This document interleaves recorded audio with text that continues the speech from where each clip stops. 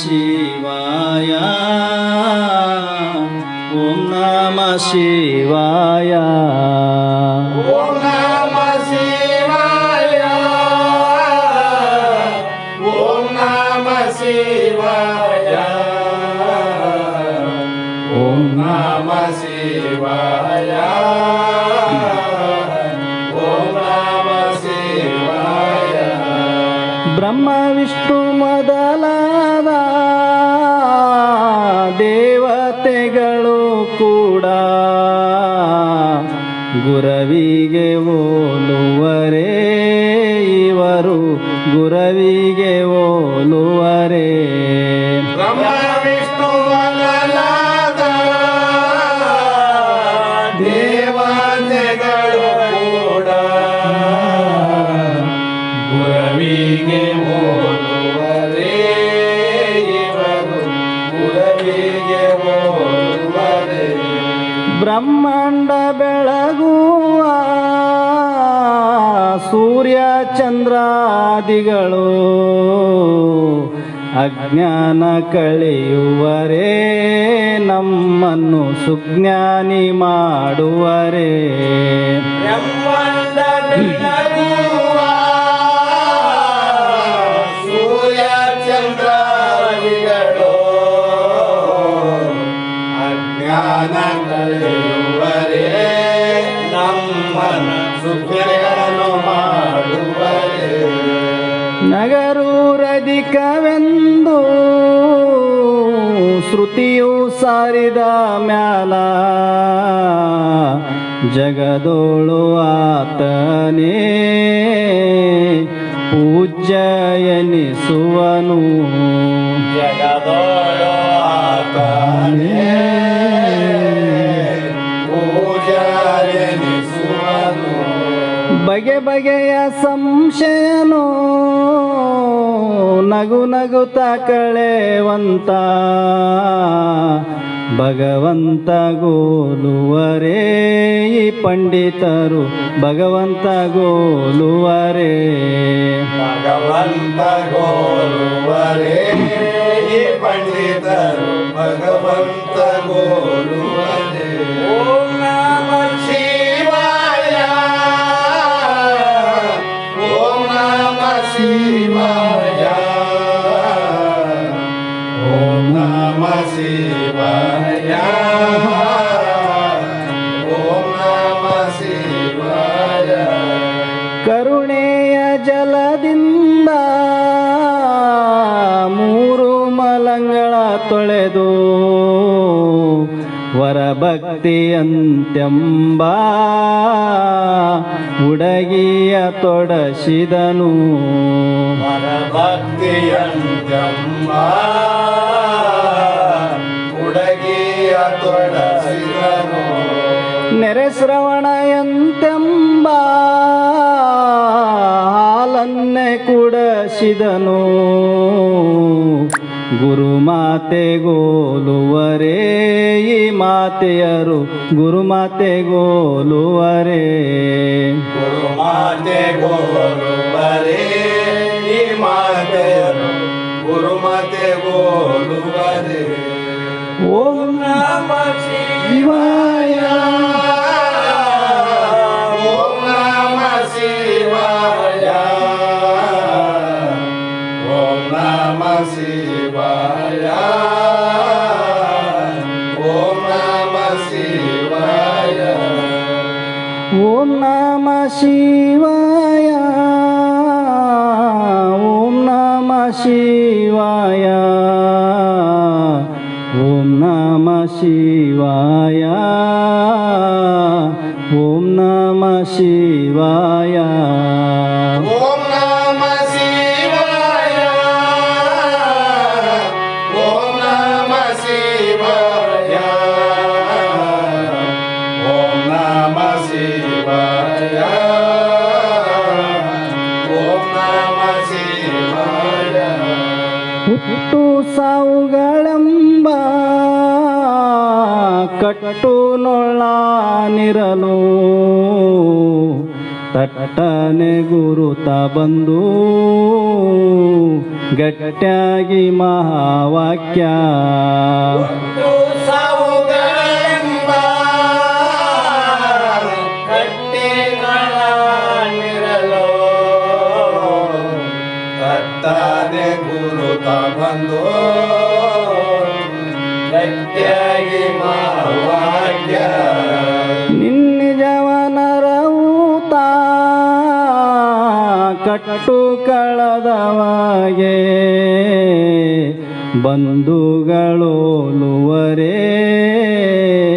ಬಂಧುಗಳೋಲುವರೇ ಬಂಧುಗಳೋಲುವರೇ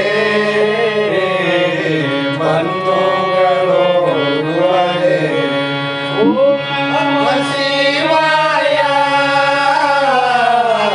ಓಂ ನಮ ಶಿವಾಯ ಓಂ ನಮ ಶಿವಾಯ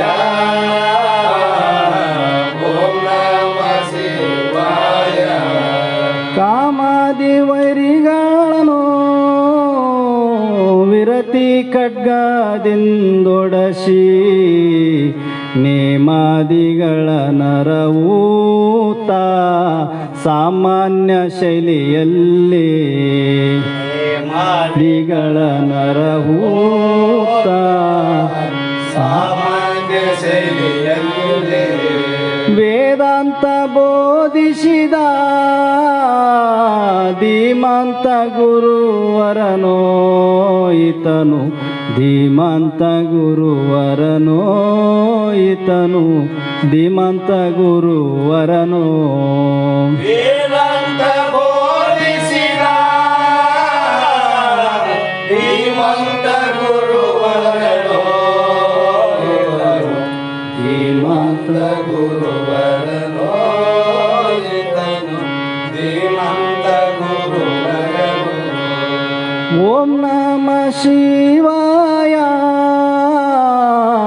ಓಂ ನಮ ಶಿವಾಯ ಓಂ ನಮ ಶಿವಾಯ ಓಂ ನಮ ಶಿವಾಯ ಓಂ ನಮ ಶಿವಾಯ ಓಂ ನಮ ಶಿವಾಯ ಓಂ ನಮ ಶಿವಾಯ ಓಂ ನಮ ಶಿವಾಯ ನಿಶುಪಾಮಯ ಕೈಯೋ ವ್ಯಸನಗೊಳ್ಳುವುದು ನೋಡಿ ಅಸಮ ಗುರು ಅವತರಸಿ ವಸದಿಯೊಳಿರುವಂತ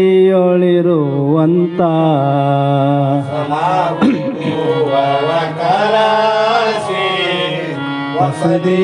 ವಸದಿಯೊಳಿರುವಂತ ಶಿಶುಗಳ ನಮ ಶಿವಾಯ ಓಂ ನಮ ಶಿವಾಯ ಓಂ ನಮ ಶಿವಾಯ ಓಂ ನಮ ಶಿವಾಯ ಶಿಶುಗಳನ್ನೇ ರಕ್ಷಿಸಿದ ಬಸವಾನಂದ ಗುರವಿಗೆ ಯಾರಾದರೋಲುವರೇ ಯಾರಾದರೋಲುವರೇ ರಕ್ಷಿಸಿದ ಬಸವಾನಂದ ಗುರವಿಗೆ ಯಾರಾದರೋಲುವರೇ ಬಸವಾನಂದರಿಗೆ ಯಾರಾದರೋಲುವರೇ ಪರತರ ಬ್ರಹ್ಮವನು ಸಾರಿ ಸಾರಿ ಹೇಳಿದ ಪರಬ್ರಹ್ಮ ರೂಪವನು ನೀನೆಂದು ಬೋಧಿಸಿದ ಪರತರ ರೂಪವನು ಸಾರಿ ಸಾರಿ ಹೇಳಿದ ಪರಬ್ರಹ್ಮ ರೂಪವನು ನೀನೆಂದು ಬೋಧಿಸಿದ ದರೆಯೋಳು ಪ್ರಖ್ಯಾತ ಓ ನಮ್ಮ ಗುರುವರನೋ ಶ್ರೀ ಅಭಿನವ ನಿಜ ಗುಣ ಈತನು ಓ ಪ್ರಖ್ಯಾತ ಓ ನಮ್ಮ ಗುರುವರನು ಶ್ರೀ ಅಭಿನವ ನಿಜ ಗುಣ ಈತನು ಕರಜೋಡಿ ವಂದಿಸುವೆ ಬರದಿ ಗುರುವರನ ಕರುಣದಿಂದಲೇ ನೋಡಿ ರಕ್ಷಿಪುದೆನ್ನ ವಂದಿಸುವೆ ಬರದಿ ಗುರುವರನ ಕರುಣದಿಂದಲೇ ನೋಡಿ ರಕ್ಷಿಪುದೆನ್ನ ಕರುಣಾದಿಂದಲೇ ನೋಡಿ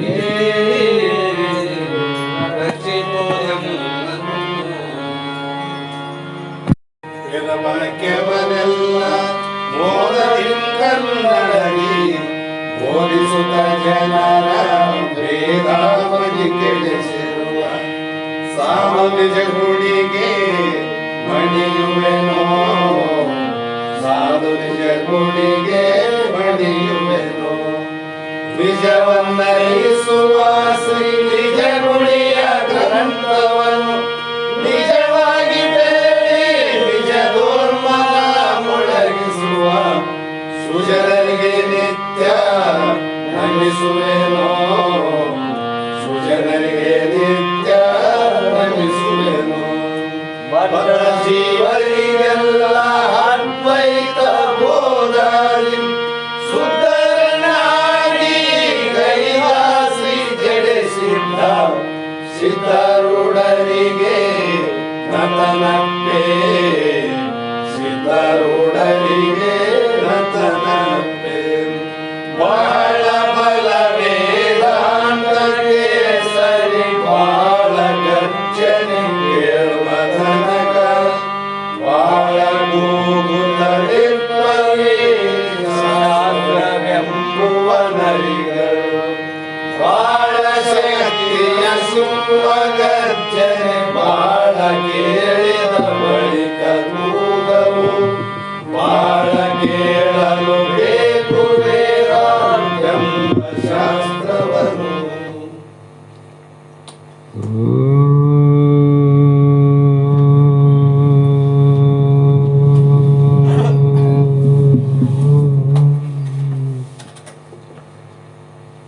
अनंत जन्म संप्राप्त कर्म बंध विदायिने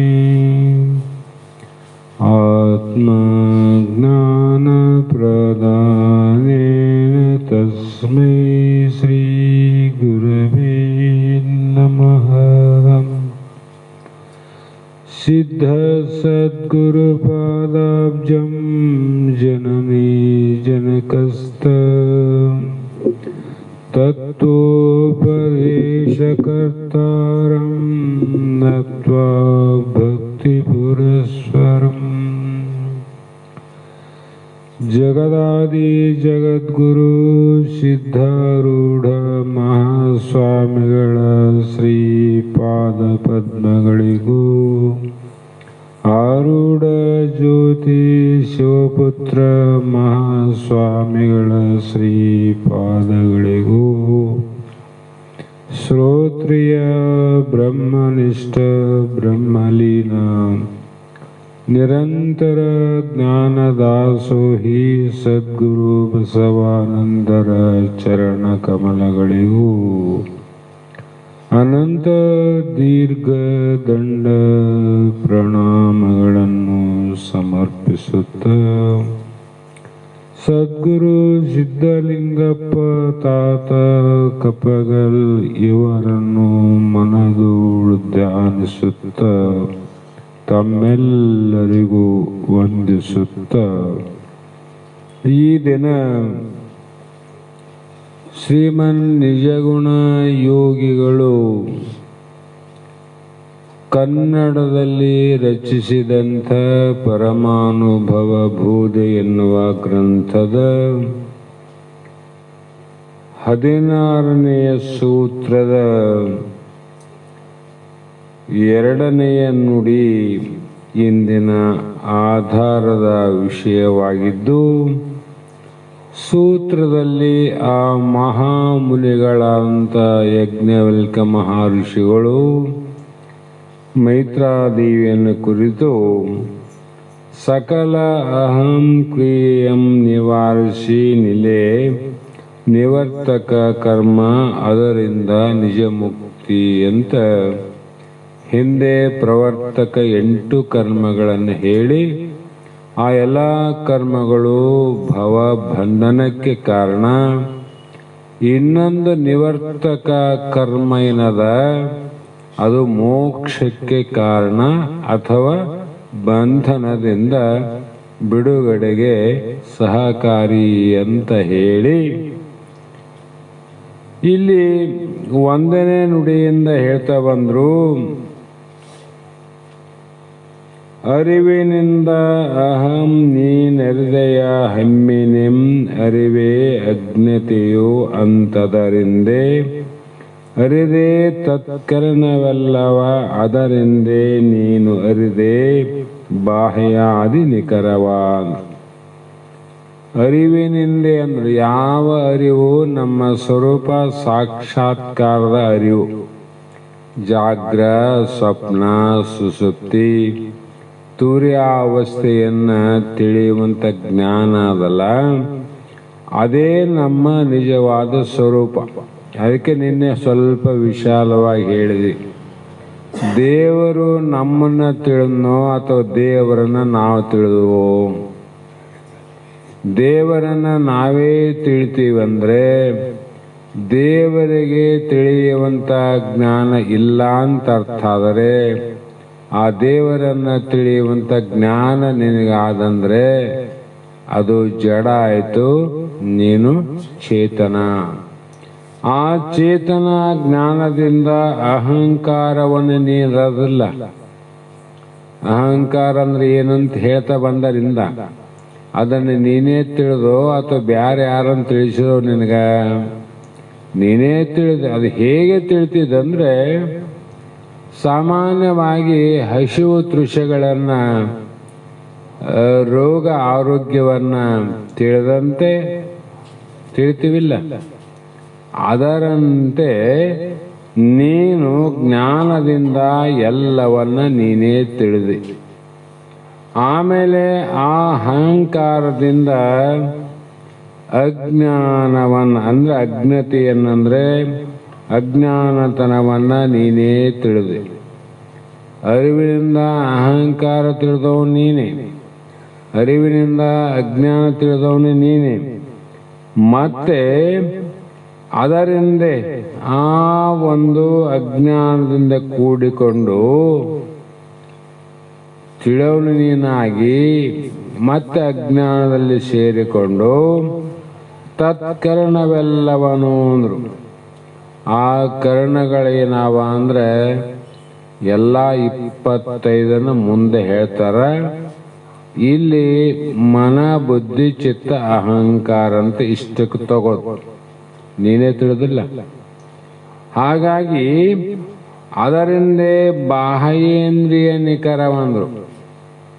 ಅಂತಃಕರಣ ಅಷ್ಟೇ ಅಲ್ಲ, ಬಾಹ್ಯೇಂದ್ರ ಹೊರಗಾವಲ್ಲ.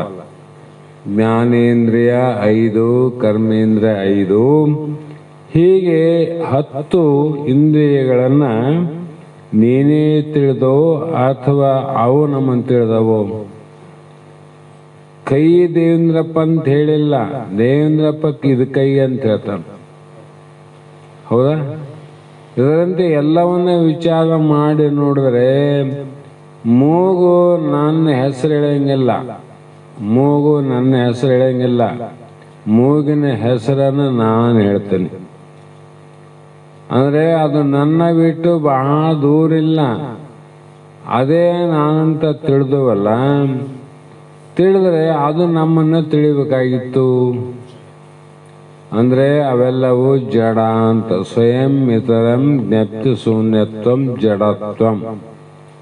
ಹಾಗಾಗಿ ಇಷ್ಟಲ್ಲದೆ ವನಿತೆ ಮೇಣ್ ಇಂದ್ರಿಯದಿಂದ 5 ವಿಷಯ ರೂಪ ಬೆನಿಸುತ್ತ ಈ ಪರಿಯಳು ಎಸೆಯುತ್ತಿರಪ್ಪ ತನುವ ನರದೆ ಬಳಿಕದು ತಾನೇ ನೀನೆಂದು ಜನಿಸಿತು ದೃಢಮತಿ ನಿನಗಲ್ಲಿ. ಯಾತರಿಂದಲೇ ಬಂತು ಯಮಗಿದು? ಬಯಲಿಂದ ಬಂತು. ಬರೇ ಶಬ್ದ ಸೂತಕಂದರಿಲ್ಲ ಅವ್ರು. ಆ ಪದ್ಯದಲ್ಲಿ ಸ್ಪಷ್ಟ ಎಲ್ಲ ಮಹಾತ್ಮರು ಅದನ್ನ ಸ್ವಲ್ಪ ಗಟ್ಟಿ ಮಾಡಬೇಕು. ಯಾತರಿಂದಲೇ ಬಂತು ಯಮಗಿದು ಜೀವ ಸಿಂಬರಂತೆಂಬ ಉಭಯ ಭೇದವು ಮಾತು ಮಾತಿಗೆ ಶಬ್ದ ಸೂತಕಂದ. ಅಲ್ಲಿ ಬಿದ್ದು ಕೆಟ್ಟೆ. ನಿನ್ನ ಕೆಡಿಸೋರು ಯಾರು? ನೀನೇ ಹೋಗಿ ಬಿದ್ದು ಕೈಕಾಲು ಮುರ್ಕೊಂಡು ಮತ್ತೆ ಇನ್ನೊಬ್ಬರ ಮೇಲೆ ಆರೋಪ ಮಾಡ್ತಿದ್ದಲ್ಲ, ಇದು ತಪ್ಪಲ್ಲ. ಇದು ನೀನೇ ಬಿದ್ದಿದ್ದಿ, ನೀನೇ ಮುಳುಗಿದ್ದಿ, ನೀನೇ ರಕ್ಷಣೆ ಮಾಡಂತ ಒದ್ದಾಡಕತ್ತಿದ್ದಿ. ನಿನ್ನ ಯಾರು ಆ ಕೂಪದಲ್ಲಿ ದಬ್ಬಿದವ್ರು ಯಾರು? ಅದಕ್ಕೆಲ್ಲ ನಿನ್ನ ಅಜ್ಞಾನವೇ ನಿನ್ನ ದಬ್ಬಿದ್ದಂತ. ಯಾರು ಕಾರಣ? ಹಾಗಾಗಿ ಹೇ ಮೈತ್ರ, 5 ಇಂದ್ರಿಯದಿಂದ ಪಂಚೇಂದ್ರಿಯಗಳಿಂದ ವಿಷಯ ರೂಪ ಎನಿಸುತ್ತ. 5 ಇಂದ್ರಿಯ ಯಾವುದು? ಜ್ಞಾನೇಂದ್ರಿಯ. ಶಬ್ದ ಸ್ಪರ್ಶ ರೂಪ ರಸ ಗಂಧ 5 ಜ್ಞಾನೇಂದ್ರಿಯ. ಶ್ರೋತ್ರ ತ್ವಕ್ಕು ಜೀವ ನೇತ್ರ ಗ್ರಹಣ ಅಂತಕ್ಕಂಥವು. ಇವೆಲ್ಲವೂ ಆ ಪಂಚೇಂದ್ರಿಯಗಳಿಂದ ಪಂಚ ವಿಷಯ ರೂಪಗಳು. ಪಂಚ ವಿಷಯಗಳಾವಲ್ಲ, ಅವು ದೃಶ್ಯವಾಗಿ ಅರಿಸಿಕೊಳ್ಳುತ್ತವೆ. ಇದು ಘನ ಆದಂತಿದ್ದಿ, ಮೃದು ಆದಂತಿದ್ದಿ, ಇದು ರಸರೂಪ ಆದಂತಿದ್ದಿ, ಇದು ಬಿಸಿಯಾದ ತಣ್ಣಗಾದಂತಿದ್ದಿ, ಇದು ಗಾಳಿ ಬೀಸ್ತದ ಕಡಿಮೆ ಆದಂತಿದ್ದಿ, ಮತ್ತು ಆಕಾಶವನ್ನು ಪ್ರತ್ಯಕ್ಷ ತಿಳಿದಿದ್ದಿಲ್ಲ. ಅಂದ್ರೆ ನಿನ್ನ ಕಡೆಯಿಂದ ತಿಳಿಸ್ಕೊಂತವೋ ಅವು ನಿನ್ನನ್ನು ತಿಳಿತವೋ? ನೀನೇ ತಿಳಿತಿದ್ದಿ. ತಿಳಿದು ಕೂಡ ಈ ರೀತಿಯಲ್ಲಿ ಶೋಭಿಸುತ್ತಿರುವಂತ ಎಸೆಯುತ್ತಿರಪ್ಪ ಅಂದ್ರೆ ಗೋಚರವಾಗುವಂತ ತನುವನ್ನು ಅರಿದೆ. ಶರೀರಗಾವಿಲ್ಯವು ಇಂಥ ಶರೀರವನ್ನು ಅರಿದೆ ಅಂತ ತಿಳಿದೆ. ತಿಳಿದ ಬಳಿಕ ಏನಾಯಿತು? ಅದೇ ತಾನು ಅಂದ್ರೆ ಯಾವ ಶರೀರವನ್ನು ತಿಳಿದಿ ಆ ಶರೀರವೇ ನಾನಂತ ಇಲ್ಲಿ ಬಂತು ನೋಡಿ.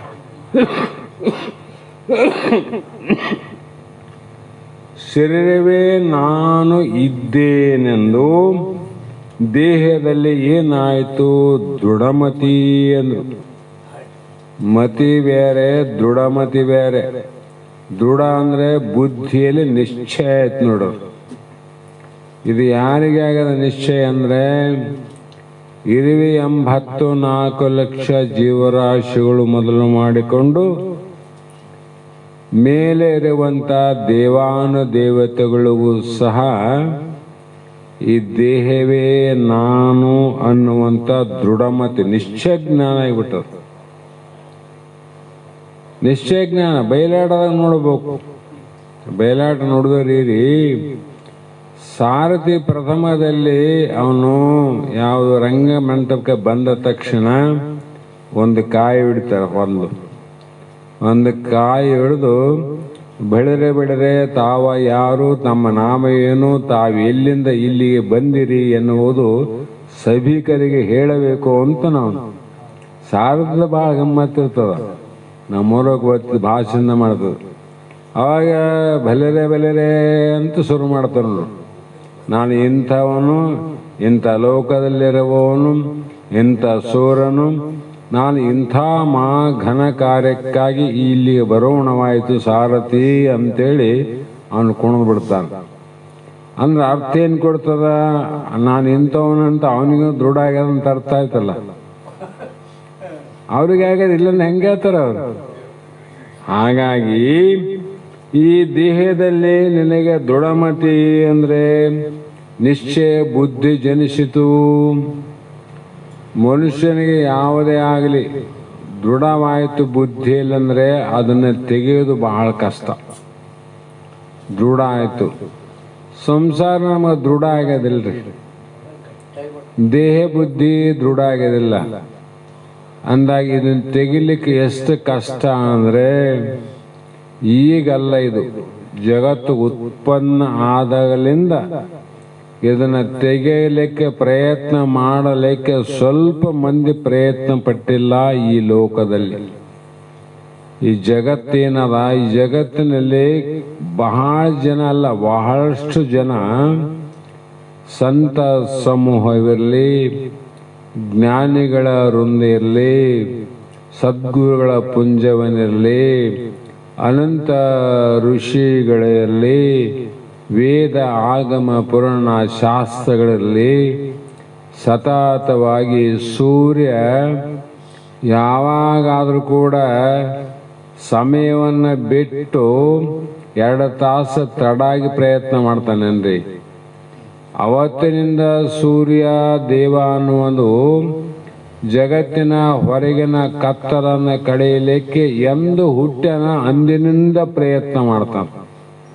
ಅವತ್ತಿನಿಂದ ಸೂರ್ಯ ಏನು ಇವತ್ತಿಲ್ಲ, ಅವತ್ತಿನಿಂದ ಪ್ರಯತ್ನ ನಡೆದದ ಕತ್ತಲು ಹೋಗಿದೇನು?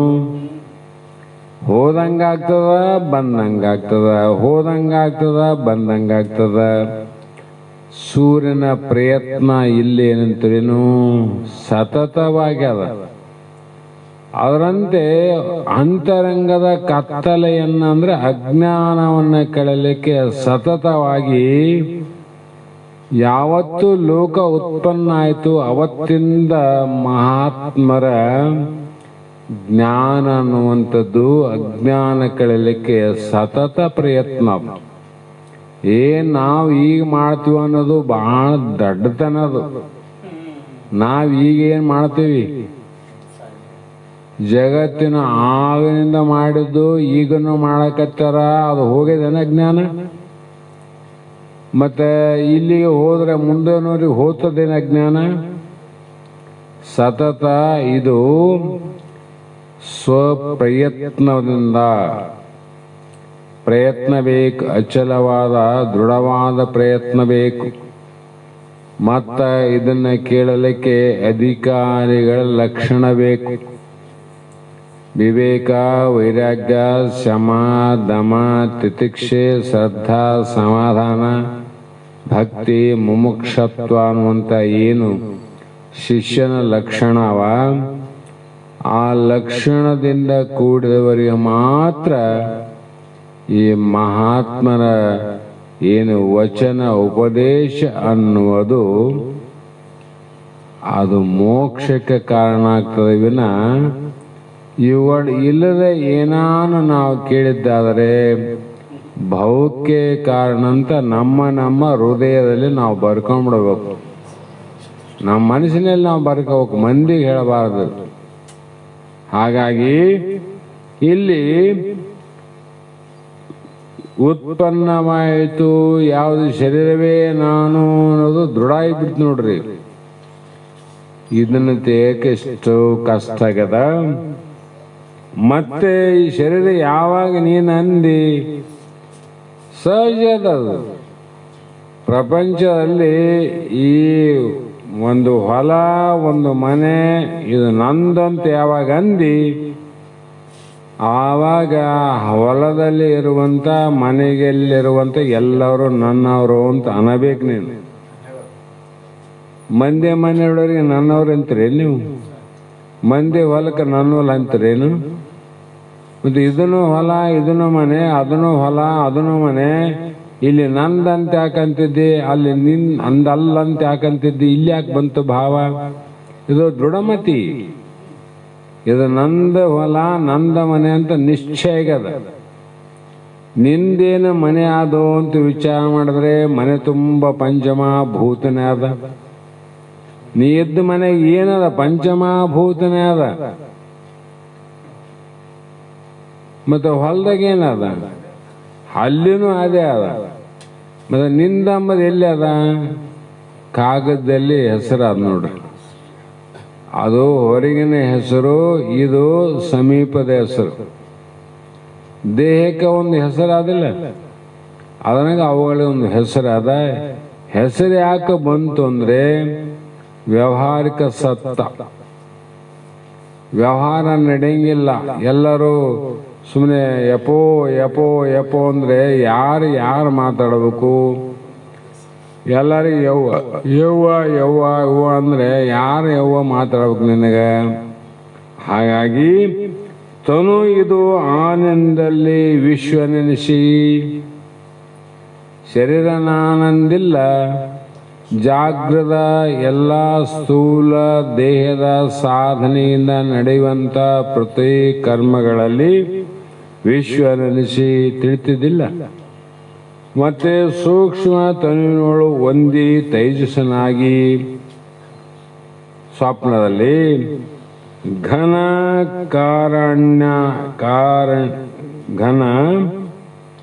ಘನ ಅರಣ್ಯಾಖ್ಯಾತ ತನುವಿನಲ್ಲಿ ಪ್ರಾಜ್ಞನೆಂದು ಎನಿಸಿ ನೀನೆಂದು ವರ್ತಿಸುವಲ್ಲಿ.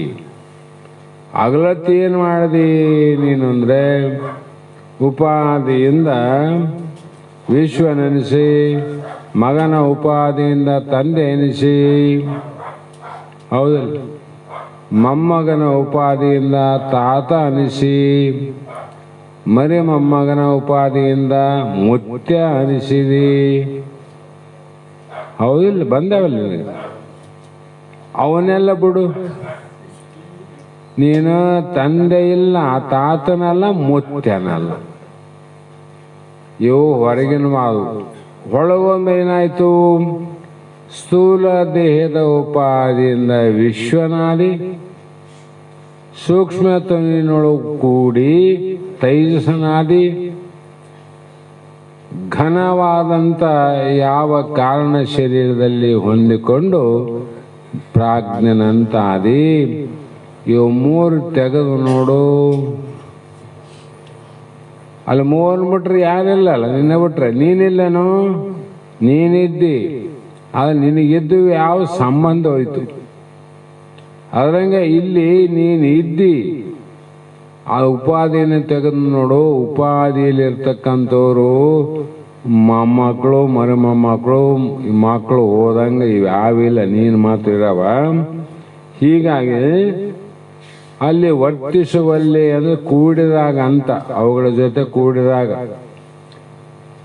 ಇಲ್ಲಿ ಏ ಮೈತ್ರಿ ಕೇಳು, ನಿನ್ನ ಸ್ವರೂಪ ಹೇಗಿದೆ ಅಂದರೆ ಜ್ಞಾನ ಸ್ವರೂಪ ಅಂತ.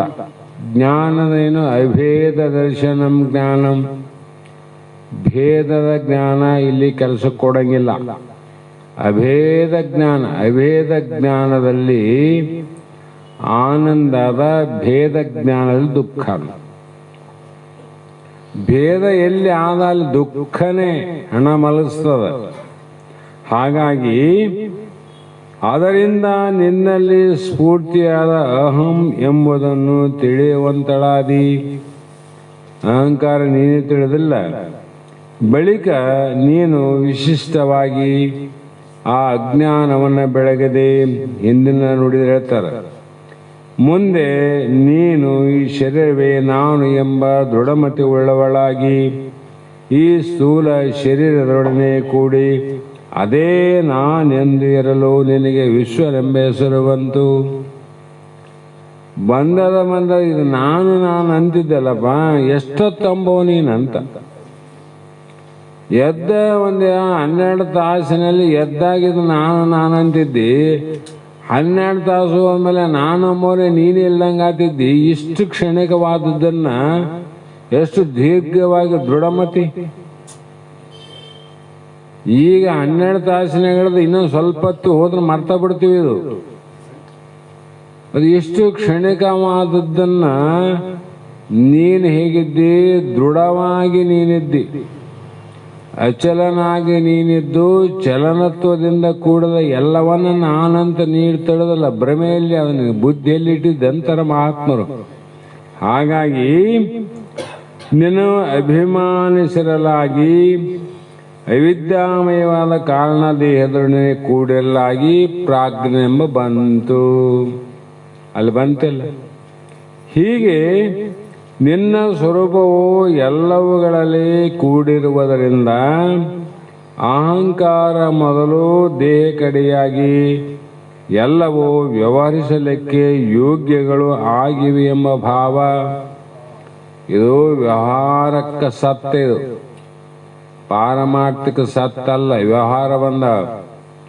ಭಗವಂತ ಹೊರಗಡೆ ನಾವು ಹುಟ್ಟಿ ಬಂದು ನಾವು ಬೆಳೆಯುವ ಪ್ರಯತ್ನದಲ್ಲಿ ಸಂಸಾರಕ್ಕಾಗಲಿ ಯಾವುದೇ ಕಾರಣಕ್ಕಾಗಲಿ ಉದ್ಯೋಗವನ್ನು ಮಾಡೋಕ್ಕೆ ಎಷ್ಟು ಪ್ರಯತ್ನ ಮಾಡ್ತೀವಲ್ಲ, ವ್ಯವಹಾರ ಮಾಡೋಕ್ಕಾದ್ರೆ ಈ ದೇಹ ಒಂದಿದ್ರೆ ಸಾಕೆ. ನಿನಗೆ ದೇಹದಿಂದ ಬ್ಯಾರೆ ವ್ಯವಹಾರದಲ್ಲಿ ಕೂಡಿದಾಗ ದೇಹದಿಂದ ಕರ್ಮ ಆಗ್ತಾವ. ಮತ್ತೆ ಇಲ್ಲಿ ನಿನಗೆ ಕರ್ಮ ಮಾಡಂತ ಯಾವನ್ ಹೇಳ್ಯಾರ? ದೇಹ ನಿಂದಾದಲ್ಲಪ್ಪ, ನಿನ್ನ ದೇಹನೇ ಕರ್ಮ ಮಾಡಕತ್ತಾವ. ಈ ಇಂದ್ರಿಯಾದಿಗಳು ಯಾಕೆ ಕರ್ಮ ಮಾಡಕತ್ತಾವ? ಯಾಕೆ ಮಾಡಕತ್ತಾವ ಅಂದ್ರೆ ನೀ ಮಾಡಕ ನೆಚ್ಚಲ್ಲ. ಅದು ಸಂಚಿತ ಪ್ರಾರಬ್ಧ ಏನದ, ಆ ಪ್ರಾರಬ್ಧದಿಂದ ಇವು ಕರ್ಮ ಮಾಡಕತ್ತಿದ್ದಿ. ಈ ರೀತಿಯಾಗಿ ನಿನ್ನಲ್ಲಿ ಅಹಂಕಾರ ನಿನ್ನ ಭ್ರಮದಿಂದ ತೋರುತ್ತದೆ. ನಮ್ಮಲ್ಲಿರ್ತಕ್ಕಂಥ ನಾನು ನಾನು ನಾನು ನಂದು ನಂದಂತೀವಲ್ಲ, ಅದು ಎದರಿಂದ ತೋರಕತ್ತದ ಅಂದ್ರೆ ಅದು ಬ್ರಹ್ಮಜ್ಞಾನದಿಂದ ಅಲ್ಲ, ಭ್ರಮೆಯಿಂದ. ಭ್ರಮೆಯಿಂದಲೇ ಏನು ಹೋಗ್ಬೇಕು? ಅದೇ ಹಗ್ಗದಲ್ಲಿ ಹಾವು, ಮೋಟ ಮರದಲ್ಲಿ ಕರಳ, ಮತ್ತೆ ಮೃಗಜಲ. ಹೀಗೆ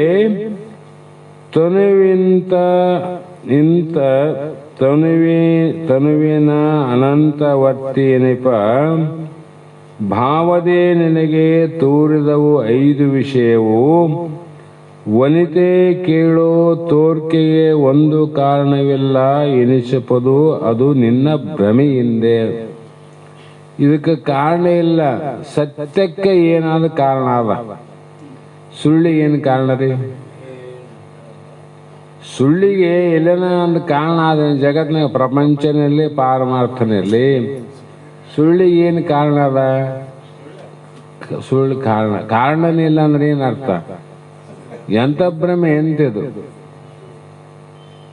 ಸತ್ಯಕ್ಕೆ ಕಾರಣ ಅದ ನೋಡ್ರಿ. ಏನು? ಬ್ರಹ್ಮ ಸತ್ಯ, ಅದು ಕಾರಣ ಅದ. ಅದು ನಮಗೆ ಜನ್ಮ ಜನ್ಮ ಅಂತ ಅದು ಕೂಡ ತಿಳಿಯಬಹುದು, ಕೂಡಬಹುದು. ಆದರೆ ಅದೇ ನಾನು ಅಂತ ತಿಳ್ಕೊಂಡು ಮಿಥ್ಯವನ್ನು ಬಿಡಬೇಕಾದ್ರೆ ಎಷ್ಟು ಕಷ್ಟ ಆಗ್ತದ. ತಿಳಿದವ್ರು ಬಹಳ ಮಂದಿ ಆಡ, ಆ ದೃಢ ಎಷ್ಟು ಮಂದಿ ಬಂದದ? ದೃಢತೆ ಬರ್ಬೇಕಲ್ಲ. ಅದಕ್ಕೆ ನಿನ್ನ ನಿಜ ಸ್ವರೂಪವನ್ನು ನೀನು ಮರೆತಿರುವುದರಿಂದ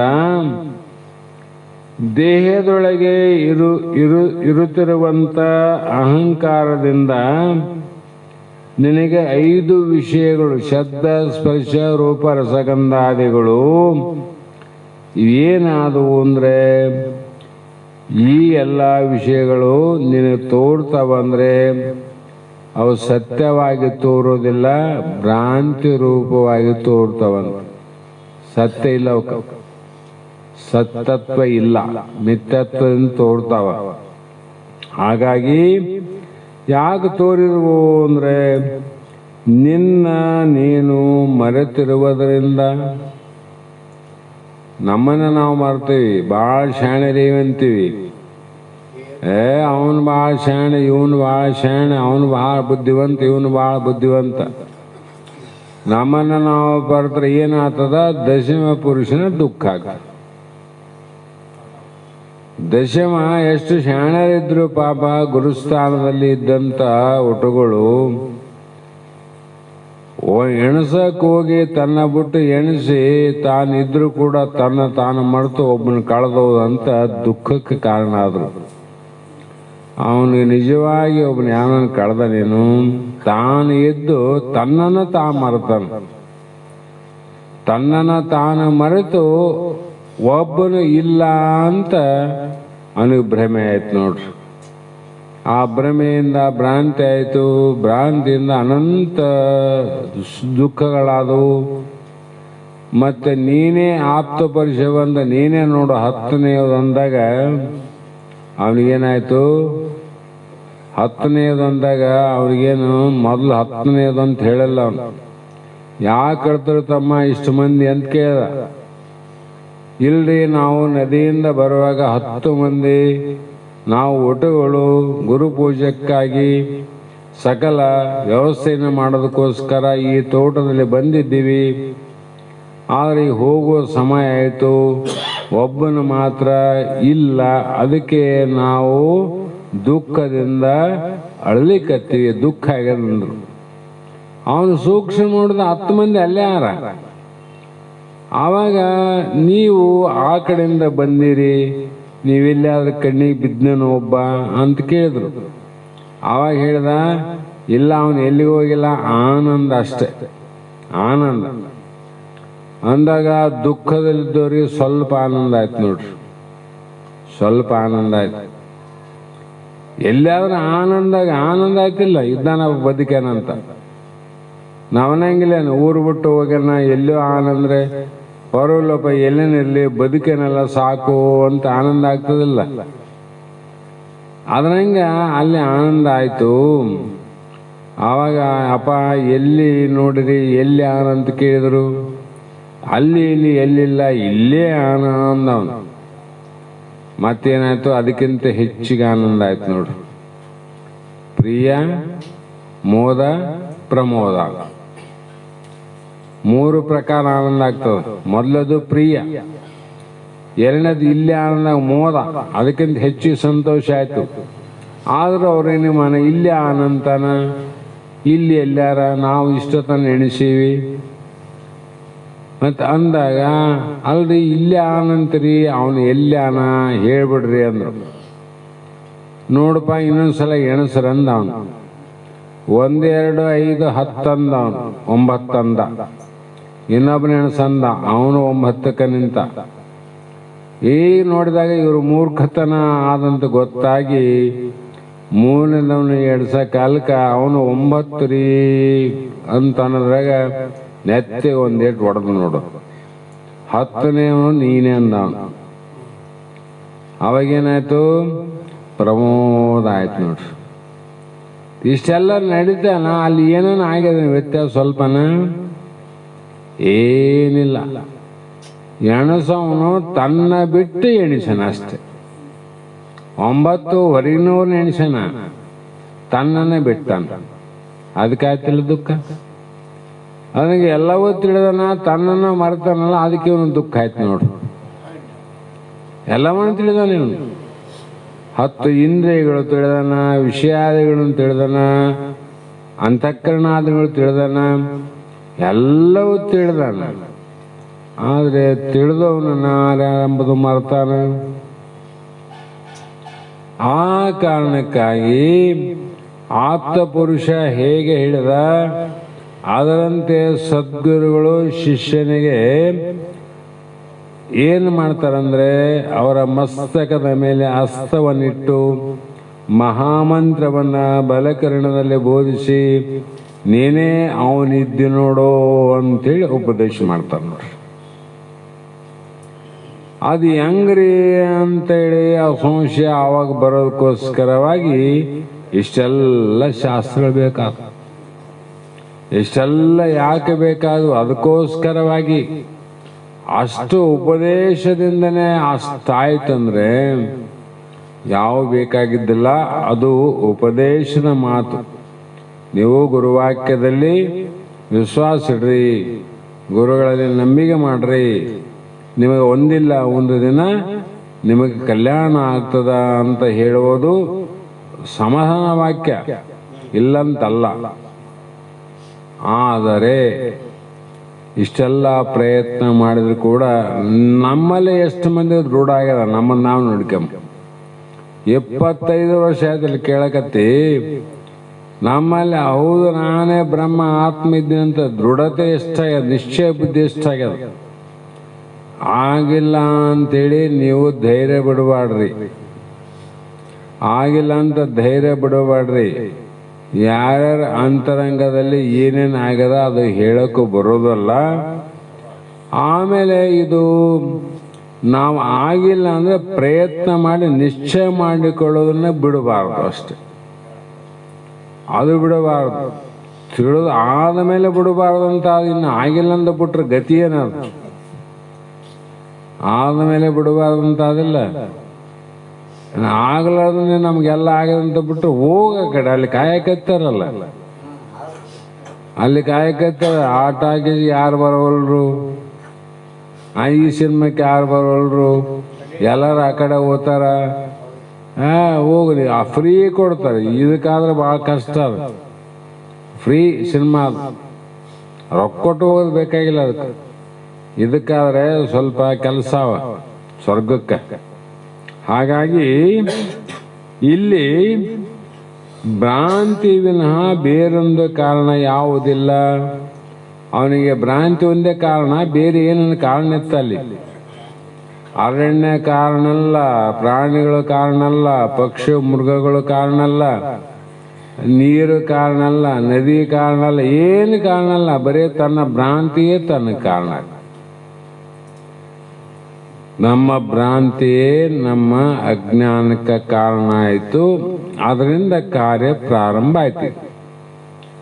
ಈ ರೀತಿ ಶ್ರವಣಾದಿಯಿಂದ ಶಬ್ದಾದಿ ಗೋಚರಿಸಿದ ಅವರು ಒಂದೊಂದು ವಿಷಯದಲ್ಲಿ ವಿವರಿಸುವುದು ಉಳಿದು ಅಂಬರಾದಿ ತೋರ್ಕೆಗಳನ್ನೇ ಎಲ್ಲವನು ಅನಾತ್ಮನೊಡನೆ ಭಾವಿಪೇ ನೀನು,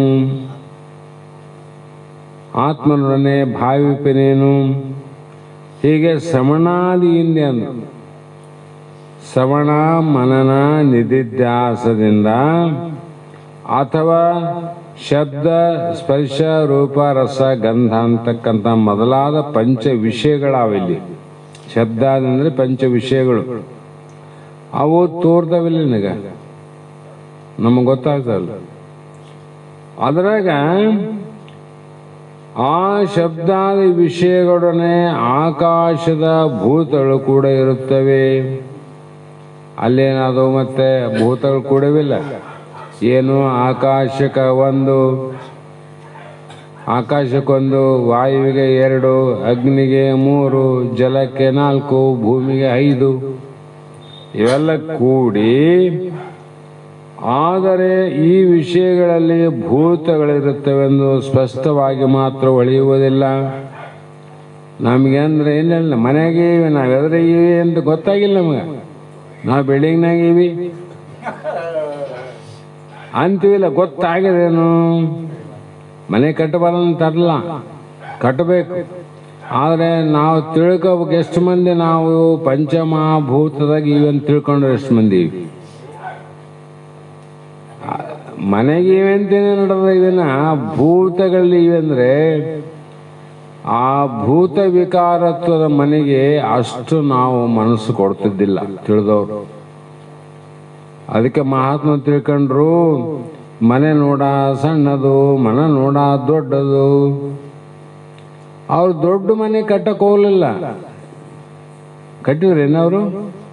ಮನೆ ಸಣ್ಣದು, ಮನಸ್ಸು ಬಹುದೊಡ್ಡದು. ಮನಸ್ಸನ್ನ ಕಟ್ಟಿದ್ರು ಮನೆ. ಅದಕ್ಕೆ ಅವ್ರು ಕುಟೀರದಲ್ಲಿ, ಅರಣ್ಯದಲ್ಲಿ, ನದಿ ತಟದಲ್ಲಿ, ಪಾಳು ದೇಗುಲದಲ್ಲಿ, ಅಲ್ಲಿ ಇಲ್ಲಿ ಯಾಕೆ ವಾಸ ಮಾಡಿದಂದ್ರೆ ಇದೇ ಭಾಳ ಚಲೋ ಅದಪ್ಪ. ಇವು ಒಂದಿದ್ರೆ ಏನಿಲ್ಲ 5 ಕೂಡ್ಯಾವ ಅಲ್ಲಿ ಮನೆಗೆ ಅಂದವನು.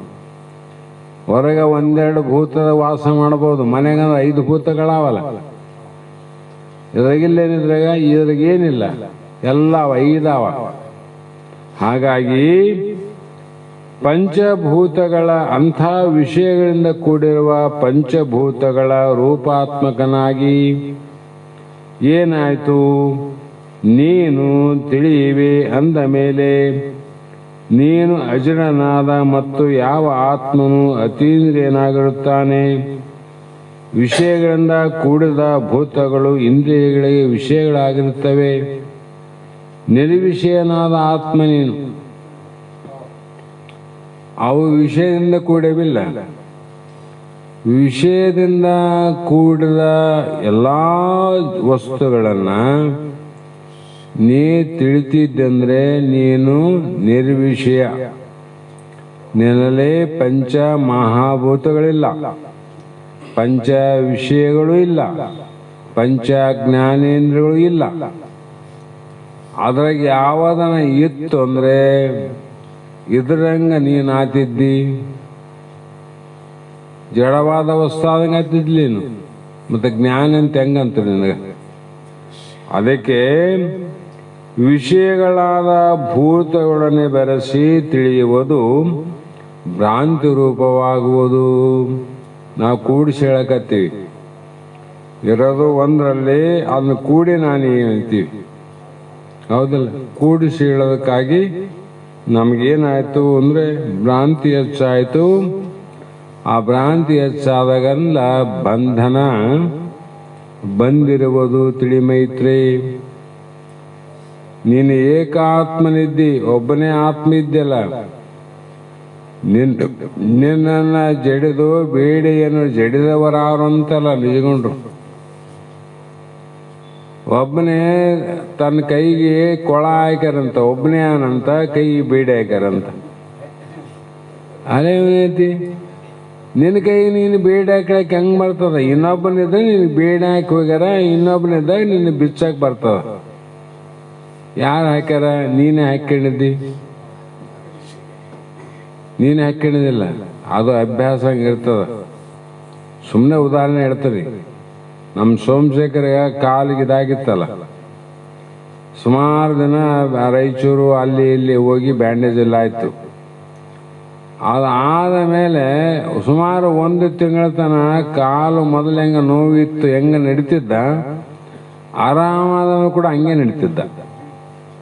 ಆರಾಮಾಗ್ಯದ, ಗಾಯ ಮಾದ ಎಲ್ಲ ಆಗ್ಯದ. ಅಲ್ಲೂ ಯಾಕೆ ಹಿಂಗೆ ನಡೀತದೆ ಅಂದ್ರೆ, ಇಲ್ಲಪ್ಪ ನಾನು ನಡೆದು ರೂಢ ಬಿದ್ದದ, ಅದು ಗಟ್ಟಿಯಾಗಿ ಹೆಜ್ಜೆ ಹಿಡ್ದಾಗ ಹೋಗ್ತು, ಹಂಗೆ ಓದ್ತದ ಅಂತ ಲೆಕ್ಕ ಹಾಕ್ರಿ. 1 ತಿಂಗಳ 1.5 ತಿಂಗಳದ ಅಭ್ಯಾಸವೇ ಮತ್ತೆ ಅದನ್ನ ಸರಿ ಮಾಡ್ಬೇಕಾದ್ರೆ 1 ತಿಂಗಳ 2 ತಿಂಗಳು ಬೇಕಾಯ್ತಂತ ಅರ್ಥ ಆದಾಗ ಈ ಭ್ರಾಂತಿ ಏನು ಇವತ್ತಿಂದ ಬಂದದೆ? ಸುಮ್ಮನೆ ಬಂಧನ ಹಾಕ್ಕೊಂಡ್ಬಿಟ್ಟಿವಿ ನಾವು, ಅಭ್ಯಾಸ ರೂಪ ಅಂತಿದ್ದು.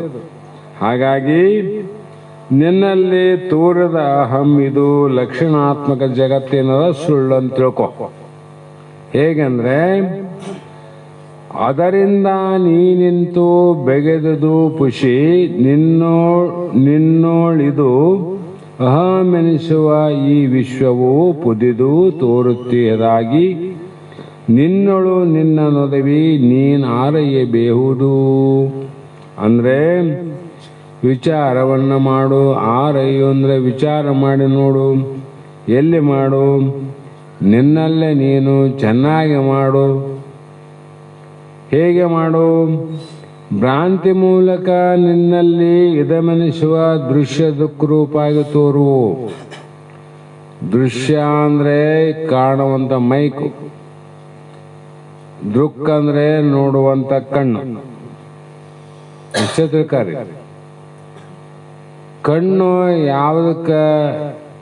ಇದು ಮೈಕು ಕಣ್ಣಿಗೆ ದೃಶ್ಯ ಆಯ್ತು, ಕಣ್ಣು ದೃಕ್ ಆಯ್ತು. ಕಣ್ಣು ಮನಸ್ಸಿಗೆ ದೃಶ್ಯ ಆಗ್ತದೆ, ಮನಸ್ಸು ದೃಕ್ ಆಗ್ತದೆ.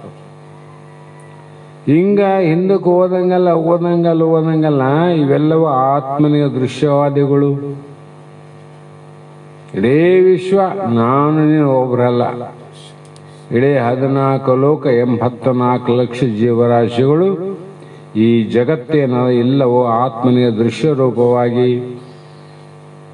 ಅದಕ್ಕೆ ಜಗದೊಡೆಯ ಅಂತ ಕರೆದಲ್ಲಿ ನಿನಗೆ ಜಗತ್ತನ್ನೇ ನೀ ತಿಳಿತಿದ್ದಿ ಅಂದ್ರೆ ನೀನೇ ಜಗದೊಡೆಯ. ಹಾಗಾಗಿ ಇಲ್ಲಿ ಮಿಥ್ಯೆಯಾಗಿರುವುದು ನಿನ್ನಲ್ಲಿ ತೋರಿದ ಜಗತ್ತು ನಿನಗೆ ಮಿಥ್ಯೆಯಾಗುತ್ತದೆ ತಿಳಿ. ಯಾವಾಗ ಅಂದ್ರೆ ನಿನ್ನಲ್ಲಿ ಕಲ್ಪಿತವಾದದ್ದನ್ನ ಯಾವ ಸುಕ್ತಿಯಲ್ಲಿ ತೋರಿದಂತ ಬೆಳ್ಳಿ ಹೇಗೆ ವಿಚಾರ ಮಾಡಿದಾಗ ಸುಳ್ಳಾಗ್ತದೋ, ಕಪ್ಪೆ ಚಿಪ್ಪಿನ ತೂರದ ಬೆಳ್ಳಿ ಯಾವಾಗ ಸುಳ್ಳಾಗ್ತದ? ಕಪ್ಪೆ ಚಿಪ್ಪಿನ ಜ್ಞಾನ ಆದಾಗ ಬೆಳ್ಳಿ ಮಿಥ್ಯೆ ಆಗ್ತದೆ. ಅದ್ರಾಗ ನಿನ್ನಲ್ಲೇ ನಿನ್ನ ಸ್ವರೂಪವನ್ನು ನೋಡಿದಾಗ ಈ ಜಗತ್ತು ಮಿಥ್ಯೆ ಆಗ್ತದೆ. ಚಿಪ್ಪಿನಲ್ಲಿ ಅಲ್ಲಿ ಬೆಳ್ಳೆ ತೂರದ, ಇಲ್ಲಿ ಆತ್ಮನಲ್ಲಿ ಜಗತ್ತು ತೋರದ. ಇಷ್ಟೇ, ಆತ್ಮನಲ್ಲೇ ಜಗತ್ತು ತೋರಿದ, ಅದಕ್ಕೆ ನಿನ್ನಲ್ಲೇ ದೇಹ ತೋರಿದ. ಇದು ಯಾವಾಗ ಹೋಗ್ತದ ಅಂದ್ರೆ ಬೆಳ್ಳಿ ಜ್ಞಾನ ಹೋಗ್ಬೇಕಾದ್ರೆ ಚಿಪ್ಪಿನ ನಿಶ್ಚಯ ಜ್ಞಾನ ಆಗ್ಬೇಕು. ಅವಾಗ ಬೆಳ್ಳಿ ಹೋಯ್ತು. ಮತ್ತೆ ಇಲ್ಲಿ ನಿನ್ನ ಸ್ವರೂಪ ಜ್ಞಾನ ನಿಶ್ಚಯ ಆದಾಗ ಈ ದೇಹ ಏನಾದ್ರು ಸುಳ್ಳು ಅಂತ ಅವಾಗ ಆತದ ನೋಡ್ರಿ. ಬೆಳ್ಳಿ ಇಲ್ಲ ಅಂದ್ರೆ ಏನದಿಲ್ಲಿ? ದೇಹ ಇಲ್ಲ. ದೇಹ ಇಲ್ಲ ಅಂದ್ರೆ ಏನದ? ದೇಹ ಇಲ್ಲ ಏನದ? ಆ ಬೆಳ್ಳಿ ತೋರಕ ಆಧಾರವಾದ ಚಿಪ್ ಅದ. ಈ ದೇಹ ತೋರ್ಲಿಕ್ಕೆ ಆಧಾರವಾಗ್ತದ ಬ್ರಹ್ಮ ಅದ. ಆದಿಲ್ರಿ, ಅದಕ್ಕೆ ನಾಶ ಅದೇನು? ಅದಕ್ಕೇನು ತಿಳಿದ ಮೇಲೆ ಮತ್ತೇನು ಬದಲಾವಣೆ ಆಗತ್ತನ್ನೋದು? ತಿಳಿಲ್ಲ ಅಂದ್ರೆ ಬದಲಾವಣೆ ಆಗತ್ತನು? ತಿಳಿದ್ರೂ ಅದು ಏಕರೂಪ, ತಿಳಿಯದೇ ಇದ್ದರೂ ಕೂಡ ಏಕರೂಪ. ಅನೇಕತ್ವ ಅದರಲ್ಲಿ ಇಲ್ಲ, ಬರೀ ಏಕತ್ವದಿಂದ ಕೂಡಿರ್ತಕ್ಕಂಥ ಸ್ವರೂಪ ಅಂತ ಹೇಳಿ ಇಂದ್ರಿಯಗಳಿಂದ ಅರಿಯೇ ನಿನ್ನ ಅವನು ಆವತರದಿಂದೇ ಪೊರಗಿಲ್ಲದ ಆತ್ಮನ ಮರೆವೇ ಕಾರಣವಾಗಿ ಮೋಹಿಸಿ ನೀ ನಿಂತು ಬರಿದೆ ಕಲ್ಪಿಸಿದೆ ವಿಷಯದಳು. ನಿನ್ನನ್ನು ನೀನು ಆವತರದಿಂದೇ ಯಾವ ರೀತಿಯಿಂದಲೂ ಅರಿವಿಂದ್ರಿಯ ಅಂದ್ರೆ ಅರಿಯುವಂತ ಇಂದ್ರಿಯಗಳು ಬೇರೆ, ಕರ್ಮೇಂದ್ರಿಯ ಬೇರೆ. ಕರ್ಮೇಂದ್ರಿಯವನ್ನ ಜಡ, ಅವುಗಳು ಜ್ಞಾನೇಂದ್ರಿಯ ಜಡ ಇಲ್ಲಂತಲ್ಲ, ಆದ್ರೆ ಅವು ತಿಳಿತಾವ, ಇವು ತಿಳಿಸಂತ. ಕೈ ಕಾಲು ಇವೇನು ತಿಳಿಸಂತವಿಲ್ಲ, ಇವನ್ ತಿಳಿಯವ್ಯಾವು? ಜ್ಞಾನೇಂದ್ರಿಯಗಳು ಕರ್ಮೇಂದ್ರಿಯ ತಿಳಿತಾವ. ಅಂದ್ರೇನು? ಅಧಿಕಾರದಿಂದ ಒಂದಲ್ಲಿ ಕೆಲಸ ಮಾಡೋರು ಅವರು ಮೇಸನ್ರಂತಿರ್ತಾನ, ಕೆಲವು ಗೌಂಡಿಗಳಂತಿರ್ತಾರ. ಕೆಳಗಡೆ ನೀರು ಹಾಕಕ, ಅದು ಕಲ್ಸಕ, ಇದು ಕಲ್ಸಕ, ಸಿಮೆಂಟ್ ಕಲ್ಸಕ ಅವರು ಇರ್ತಾರ. ಮ್ಯಾಲೆ ಬತ್ತಿರ್ತಾನ. ಇಬ್ರು ಕೂಡಿ ಏನ್ ಮಾಡಕತ್ತಾರ? ಅದೇ ಕೆಲಸ, ಬ್ಯಾರೆ ಏನಿಲ್ಲ ಅಲ್ಲಿ. ಆದರೆ ಅಧಿಕಾರದಿಂದ ಹೆಚ್ಚು ಕಮ್ಮಿ ಅಷ್ಟೆ. ಹೀಗೆ ಏ ಮೈತ್ರಿ, ನಿನ್ನ ಆತ್ಮ ಸ್ವರೂಪವು ರೂಪ ರಸ ಆದಿ ಗಣಗಳಿಂದ ರಹಿತವಾಗಿರುತ್ತದೆ. ದೇಹಕ್ಕ ಏನದ? ರೂಪಾದ, ಶಬ್ದಾದ, ಸ್ಪರ್ಶಾದ, ಗಂಧಾದ, ಸ್ಪರ್ಶ ಅದೆಲ್ಲ. ಆದ್ರೆ ಆತ್ಮನಿಗೆ ಯಾವೇನು? ಆತ್ಮನಿಗೆ ಯಾವ ರೂಪರಸಾದಿ ಗುಣಗಳಿಲ್ಲ. ಆದ್ದರಿಂದ ಅದು ಇಂದ್ರಿಯಗಳ ಪ್ರತ್ಯಕ್ಷ ವಿಷಯವಲ್ಲ, ಅದು ಮಾನಸಿಕ ವಿಷಯವಲ್ಲ, ಮತ್ತೆ ಮಾತಿಗೆ ಗೋಚರವಲ್ಲ. ಯಾಕಂದ್ರೆ ಸ್ಪಷ್ಟವಾಗಿ ಹೇಳ್ತಾರೆ, ಅದಕ್ಕೆ ಏನಾದ್ರು ಒಂದು ಲಕ್ಷಣದ್ರೆ ನಾವು ತಿಳಿಯಕ್ ಬರ್ತದ. ಲಕ್ಷಣ ಇದ್ರೆ ತಿಳಿಯಕ್ಕೆ ಕಷ್ಟ ಅದ. ಒಂದು ಸೀರೆ ಲಕ್ಷಣ ಕಾಣ್ತದಂದ್ರೆ ಏ ಬಾರಮ್ಮ ನಾನು ತಿಳಿಯಂಗಿಲ್ಲ ಬಾರ ಅಂತೇಳಿ ಮನೆ ಬತ್ತಳು ಕರ್ಕೊಂಡು ಹೋಗ್ತೀವಿ. ಅದೇನು ಕಣ್ಣಿಗೆ ಕಾಣಲಾರ್ದಲ್ಲ, ಕಣ್ಣಿಗೆ ಕಾಣ್ತದ. ಆದ್ರೆ ಅದ್ರಾಗ ಏನೇನಾದಂತ ತಿಳಿಬೇಕಾದ್ರೆ ಮತ್ತವ್ರು ಬೇಕು ನಮ್ಗೆ. ಲಕ್ಷಣಾತ್ಮಕಿದ್ದು ಜಗತ್ತೇನದ? ಲಕ್ಷಣದಿಂದ ಕೂಡದ. ದೇಹ ಏನದ? ಲಕ್ಷಣ ಅದ. ಇಂದ್ರಿಯಾದಿಗಳಿಗೆ ಲಕ್ಷಣ ಅದ. ಮನ ಬುದ್ಧಿ ಚಿತ್ತ ಅಹಂಕಾರಕ್ಕೂ ಲಕ್ಷಣ ಅದ. ಸ್ಥೂಲ ಸೂಕ್ಷ್ಮ ಕಾರಣಕ್ಕೂ ಲಕ್ಷಣ ಅದ. ವಿಶ್ವ ತೈಸ ಪ್ರಾಜ್ಞ ಇವನಿಗೂ ಲಕ್ಷಣ ಅವ. ನಿನಗೇನದ? ನಿರ್ಲಕ್ಷಣ. ನೀನು ಇದನ್ನ ಹೆಂಗ ತಿಳಿತಿದ್ದಿ ಅಂದ್ರೆ ಅವ್ರು ಹೇಳಿದ್ರು ಅನುಭವದಿಂದ. ಗುರುಶಾಸ್ತ್ರಾದಿಗಳ ಶ್ರವಣ ಮನನ ನಿಧಿಧ್ಯಾಸ ಬದ್ಧತೆಯಿಂದ. ನೀನು ಏನು ಮಾಡು ಅಂದ್ರೆ ನಾ ತಿಳಿದಿನಂತ ನೀ ಹೇಳಕ್ ಬರೋದಲ್ಲ. ತಿಳಿದಿಲ್ಲ ಅಂತನೂ ಸುಮ್ಮನೆ ಕುಂದ್ರಕ್ ಬರಂಗಿಲ್ಲ. ಅದು ಹೇಳಕ್ಕೆ ಬರಲಾರ್ದೇನದ ಅದು ನೀನು. ಅದಕ್ಕೆ ಬೊಮ್ಮವ ನೆರೆದ ಮೇಲೆ ಸುಮ್ಮನಿರಬೇಕಲ್ಲದೆ ಕೆಮ್ಮಿ ಕಳ್ಳ ಮನೆ ಹೊಕ್ಕಂತ ಸರ್ವಜ್ಞ. ಇದು ಯಾವ ರೀತಿಯಲ್ಲಿ ಎಲ್ಲಿ ಹೇಳ್ಯಾರ, ಅದನ್ನು ಯಾವ ಸ್ಥಳದಲ್ಲಿ ಹೇಳ್ಯಾರ ಅವರು.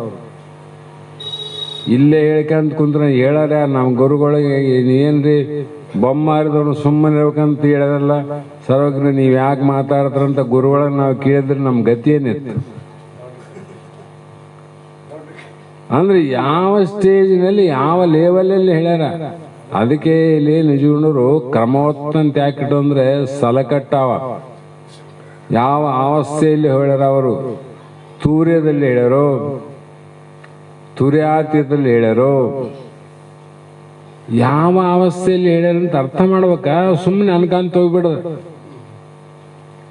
ಯಾಕಂದ್ರೆ ನಾ ಮೊದಲು ಹೇಳಿಲ್ಲ, ಗಿಡೇ ಚಡ ಬಿದ್ದ ನಮ್ಗೆ ಹೇಳಿದ. ಇನ್ನೊಂದ್ಸಲ ಹೇಳ್ತೀನಿ, ಏನ್ ತಪ್ಪ ಅದು. ಒಬ್ಬ ಋಷಿ ಅರಣ್ಯದಲ್ಲಿದ್ದ. ಅರಣ್ಯದಲ್ಲಿ ಎಂಥ ಅರಣ್ಯ ಅಂದ್ರೆ ಜುಳು ಜುಳು ಜುಳು ನೀರು ಇರ್ತಿದ್ದವು. ಅಲ್ಲಲ್ಲಿ ಆ ವನದ ತುಂಬ ಅನಂತ ಫಲ ಪುಷ್ಪ, ನಾನಾ ರೀತಿಯ ಹೂವು, ಮಕರಂದ, ಚಿಟ್ಟೆಗಳೆಲ್ಲ ಹಾರಾಡ್ತಿದ್ವು. ಅನಂತ ಪ್ರಾಣಿಗಳು ಕೂಡ ಅಲ್ಲಿ ವಾಸ ಮಾಡ್ತಿದ್ವು. ಬಹಳ ಸ್ವಚ್ಛಂದವಾದಂಥ ಸುಂದರ ಪ್ರದೇಶ. ಅಂತ ಪ್ರದೇಶದಲ್ಲಿ ಏನ್ ಮಾಡ್ತಿದ್ದ ಒಬ್ಬ ಬೇಟೆಗಾರ ಬೇಡ ಬಂದು ಅಲ್ಲಿ ಒಂದೊಂದು ದಿನ ತನಗೆ ಬೇಕಾದಂತ ಬಲೆಯನ್ನು ಹಾಕಿ ಆ ಪ್ರಾಣಿಗಳನ್ನ ಪಕ್ಷಿಗಳನ್ನ ಹಿಡಿತಿದ್ದ. ಇದೇ ಅವನ ಕಾಯಕ. ಆವಾಗ ಋಷಿಗೆ ತನ್ನ ಎದುರಿಗೆ ನಡೀತಕ್ಕಂಥ ಪ್ರಾಣಿ ಹಿಂಸೆಯನ್ನ, ಇವರು ಮಾಡ್ತಕ್ಕಂಥ ಕಾರ್ಯವನ್ನು ನೋಡಿ ಬಹಳ ಮನಸ್ಸಿಗೆ ನೋವಾಯಿತು. ಅಹಿಂಸೆ ಅಂತ ಹೇಳ್ಯಾರಲ್ಲ, ಜ್ಞಾನಿಗಳಿಗೆ ತಡೆಕಾಗಲ್ಲ, ಹಿಂಸೆಯನ್ನು ನೋಡಿ ತಡೆಕಾಗಲ್ಲ ಅವ್ರಿಗೆ. ಮನ ಕರಗಿತು. ಆದರೆ ಯಾರಿಗೆ ಹೇಳಬೇಕು? ಊರಾಗ ಜನಾರಪ್ಪ ಇಲ್ಲಿ ಅಂತಂದ್ರೆ ಅವ್ರಿಗೆ ಹೇಳ್ಬೋದು, ಇಲ್ಲಪ್ಪ ಹಿಂಗ ಆದ್ ನೋಡು, ಬೇಡ ಬರ್ತಾನ, ಕಳ್ಳರು ಬರ್ತಾರೆ, ಎಚ್ಚರ ಅಂತ ಹೇಳ್ಬೋದು. ಈ ಎಲ್ಲ ಸಕಲ ಜೀವರಾಶಿಗಳಿಗೆ ಇವೆಲ್ಲಕ್ಕ ಏನು ಪಕ್ಷಿಗಳಾವಲ್ಲ, ಪಾರಿವಾಳ ಅವೆಲ್ಲ ಇದ್ದು ಇವನ್ ಹೆಂಗ ರಕ್ಷಣೆ ಮಾಡ್ಬೇಕು, ಹೆಂಗ ಹೇಳಿ ತಿಳಿತವಂತ ತಿಳ್ಕೊಂಡು ಏನು ಮಾಡ್ದ, 2 ಪಾರಿವಾಳಗಳನ್ನ ತಾನು ಯೋಗ ದೃಷ್ಟಿಯಿಂದ ಕರೆಸಿ ಅವು ಕೇಳಿದ, ನೋಡು ಇವತ್ತು ಮಂದಿ ಮನೆಗೆ ಬೆಂಕಿ ಬಿದ್ದದಂದ್ರೆ ಸುಮ್ಮನೆ ಕುಂದ್ಬಾಡ್ರಿ, ನಾಳೆ ನಿಮ್ಮ ಮನೆಗೆ ಬಿಡೋದೆ. ಮಂದಿ ಸಾಯ್ತಾರೆ ಬಿಡಪ್ಪ, ನಮಗೇನಂದ್ರೆ ನಾಳೆ ನಿಮ್ಮ ಮನೆಗೂ ಬರೋದೆ. ಇವತ್ತೆಲ್ಲ ದೊಡ್ಡ ರೋಗ ಬಂದದಪ್ಪ, ರಾಯಚೂರಾಗ ಆದ ನಮಗೆ ಯಾಕಂತ ಸುಮ್ಮನೆ ಕುಂತ್ರೆ ನಮ್ಮ ಮನೆಗೆ ಬರೋದೇನು ದೂರ ಅದೇನು? ಅದು ಯರಮರ್ಸಿಗೆ ಬರ್ತದ, ಎಕ್ಸನಹಳ್ಳಿ, ಚಿಕ್ಕಸೂರು, ಶಕ್ತಿನಾಗ್ ಬರ್ತದ. ಶಕ್ತಿನಾಗ್ ಬಂದ್ರೆ ನಮಗೇನಂದ್ರೆ ನಿಮ್ಮ ಮನೆಗೂ ಬರ್ತದ, ಬರೋದಲ್ಲ. ಅದಕ್ಕೆ ಅಲ್ಲಿ ಬಂದದ ನಮಗೇನು ಸಂಬಂಧ ಅಂತ ಸುಮ್ಮನೆ ಕೊಡಬಾರ್ದು. ಅದಕ್ಕೆ ಏನು ಮಾಡ್ದ, ಅವೆರಡು ಕೇಳ್ದ, ನೋಡು ಇಲ್ಲಿ ಬೇಟೆಗಾರನ, ಅವನು ಬಲಿ ಹಾಕ್ತಾನ, ಕಾಳು ಹಾಕ್ತಾನ, ನಿಮ್ಮನ್ನ ಹಿಡಿತಾನ, ಬಹಳ ಎಚ್ಚರ ಇರಬೇಕು ಅಂತೇಳಿ ನಿಮ್ಮೆಲ್ಲ ಪ್ರಾಣಿಗಳಿಗೆ ನೀವು ಹೇಳಿಕಾಂತ ಹೋಗ್ಬಿಡೋಣ. ನಾನು ಡಂಗುರು ಸಾರ್ತಾರಲ್ಲ ತಳವಾರ, ಅದರಂಗ ಪಕ್ಷಿಗಳು ಏನು ಮಾಡಿದ್ವು, ಅವೆಲ್ಲ ಹೇಳಿಕಾಂತ ಇಲ್ಲಿ ಅರಣ್ಯದಲ್ಲಿ ಈ ಜಾಗದಲ್ಲಿ ಬೇಟೆಗಾರರಿದ್ದಾನೆ, ಬಲೆಯನ್ನು ಹಾಕುತ್ತಾನೆ, ಕಾಳನ್ನು ಚೆಲ್ಲುತ್ತಾನೆ, ನಿಮ್ಮನ್ನು ಹಿಡಿದು ತಿನ್ನುತ್ತಾನೆ, ಹುಷಾರ ಹುಷಾರ ಹುಷಾರ ಅಂತ ಹೇಳ್ಕಾಂತ ಉಂಟು. ಯಾಕ ಋಷಿ ಹೇಳೇನಲ್ಲ, ಅವೆಲ್ಲ ತಿಳ್ಕಾಂತ ಹೊರಟು ಕೊಡಿಗೆ ಒಂದ್ ಕಡೆ ಬಂದು ಅಲ್ಲೊಬ್ಬ ಏನು ಮಾಡಿದ ಅಂದ್ರೆ ಬೇಟೆ ಹಿಡಿಯವನು ಬೆಲೆಗಾರನೇ ಅಲ್ಲೆಲ್ಲ ಬಹಳ ಕಾಳು ಚೆಲ್ಲಿದ್ದ. ಕಾಳಾಗಿ ಚೆಲ್ಲಿದ್ದ ಅಂದ್ರೆ ಇವನ್ನ ಹಿಡಿಬೇಕಂದ್ರೆ ಚೆಲ್ಲಿದ್ದ. ಯಾವ ತಿಳ್ಕೊಂಡವಲ್ಲ ಅವು. ಬೇಟೆಗಾರ ಕಾಳು ಹಾಕುತ್ತಾನೆ, ಬಲೆಯನ್ನು ಹಾಕುತ್ತಾನೆ, ನಮ್ಮನ್ನ ಹಿಡಿಯುತ್ತಾನೆ, ಹುಷಾರ್ ಅಂತ ಹೇಳ್ತದ್ದು. ಆ ಕಾಳನ್ನು ನೋಡಿ ತಿನ್ಬೇಕಂತ ತಾವೇ ಬಂದು ಅಲ್ಲಿ ಕುಂತು ನೋಡು, ಬಲೆ ಬಿದ್ವಾ. ಏನಾಯ್ತು, ಬಂಧನದಿಂದ ಬಿಡುಗಡೆ ಆಯ್ತೇನು? ಹಾಗಾಗಿ ಇದೊಂದು ಮಾಯಾ ಬಲೆದು ಮಾಯಾಜಾಲ ಅಂತಿದ್ದು, ಸಣ್ಣದಲ್ಲಿದ್ದ ಮಾಯಾಜಾಲ. ನಾವು ಕಡೆಗೆ ಆದ್ವಿ ಅಂದ್ರೆ ಮಾಯಾಜಾಲ ಸಾಮಾನ್ಯ ಅಲ್ಲ. ಆ ಕಾರಣದಿಂದ ಅವು ವಿಷಯವಿಲ್ಲ. ಈಗಿದ್ದರೂ ನೀನು ಅಜ್ಞಾನದಿಂದ ಭ್ರಾಂತಳಾಗಿ ನಿನ್ನಿಂದ ಅರಿಸಿಕೊಳ್ಳುವ ಈ ದೇಹವೇ ನಾನೆಂದು ನಂಬಿಕೊಂಡಿರುವೆ. ಮೈಕ್ ನಾನು ಎಂದನ ಆಗ ಸಾಧ್ಯ ಅದನ್ರಿ, ಗಿಡನ ಎಂದನ ಆಗ ಸಾಧ್ಯ ಅದ, ಕೊಡ ಎಂದನ ಆಗ ಸಾಧ್ಯ ಅದ. ಯಾಕಂದ್ರೆ ಅವು ಬೇರೆ ನಾನು ಬೇರೆ ಅಲ್ಲ. ಯಾಕೆ ಬೇರೆ ಇದ್ದಿ ನೀನು? ಅವು ತಿಳಿಸ್ಕೊಂತವ ನೀವು ತಿಳಿತಿದ್ದಿ ಅಂದ್ರೆ ಬೇರೆ ಅವಂತ ಅರ್ಥ ಅಲ್ಲ. ಮತ್ತೆ ದೇಹ ನೀವು ತಿಳಿತಿದ್ದಿಲ್ಲ. ದೇಹ ನೀನಾಗಿದ್ರೆ ದೇಹ ನೀನಾಗಿದ್ರೆ ದೇಹ ನಾನಂತ ಹೆಂಗೆ ಹೇಳ್ತಿದ್ದಿ? ದೇಹ ನಿನಗಂತ ಬೇರೆ ಅದ, ಒಳಗೆ ನೀನು ತಿಳಿಯೋನು ಬೇರೆ ಇದ್ದಿ. ಅದಕ್ಕೆ ತಿಳಿಸಿಕೊಳ್ಳುವ ಎಲ್ಲವನ್ನು ನೋಡಿ ನೀ ತಿಳಿಯುವನೇ ವಿನಃ ನೀನು ತಿಳಿಸಿಕೊಂಥದ್ದು ಅಲ್ಲ ಅಂತ ಇಲ್ಲಿಗೆ ಹೇಳ್ತಾ ಬಂದರು. ಇಲ್ಲಿಗೆ 7 ನುಡಿ ಆಯಿತು. ನಾಳೆ ದಿನ 8ನೇ ನುಡಿಯನ್ನು ವಿಚಾರ ಮಾಡೋಣ ಅಂತಕ್ಕಂಥ ಮಾತನ್ನು ಹೇಳಿ ಇಲ್ಲಿಗೆ ಮಂಗಲವನ್ನು ಹೇಳೋಣ. ಆರತಿ ಸ್ಮರಿಸುತ್ತ ಬೆಳಗಿರಿವರ ಗುರುರಾಜನಿಗೆ, ಧರಣಿಯ ಜನರ ತಾಪವ ಹರಸಿದ ಗುರು ಶಿವಪುತ್ರನಿಗೆ, ನಿತ್ಯ ನಿರಂಜನ ನಿರುಪಮನಾದ ಅದ್ವೈತಾಚಾರ್ಯನಿಗೆ,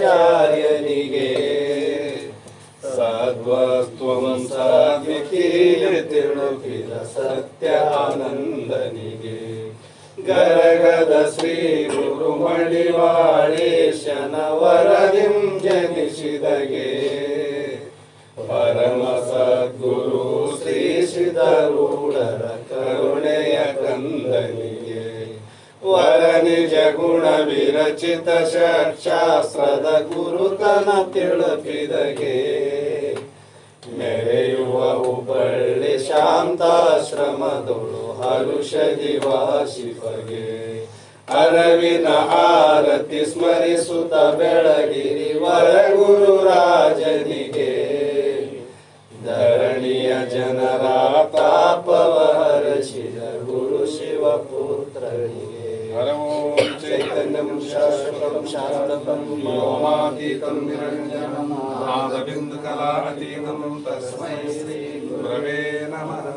ಶ್ರೀಮಜ್ಜಗದ್ಗುರು ಸಿದ್ಧಾರೂಢ ಮಹಾರಾಜ್ ಕಿ ಜೈ. ಶ್ರೀ ಸದ್ಗುರು ಶಿವಪುತ್ರ ಮಹಾರಾಜ್ ಕಿ ಜೈ. ಶ್ರೀ ಸದ್ಗುರು ಬಸವಾನಂದ ಸ್ವಾಮಿ ಮಹಾರಾಜ್ ಕಿ ಜೈ.